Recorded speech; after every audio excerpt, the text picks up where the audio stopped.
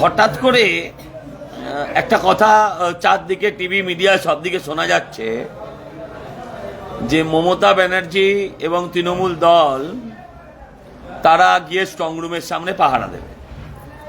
ভালো কথা, strong room নিশ্চয়ই যে কেউ পাহারা দিতে পারে, প্রত্যেকের অধিকার আছে।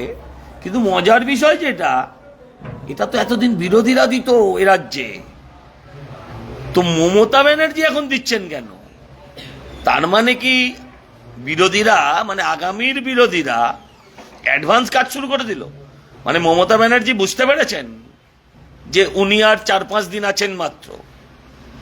যাই হোক, ভালো, পাহারা দিন, কোনো অসুবিধা নেই।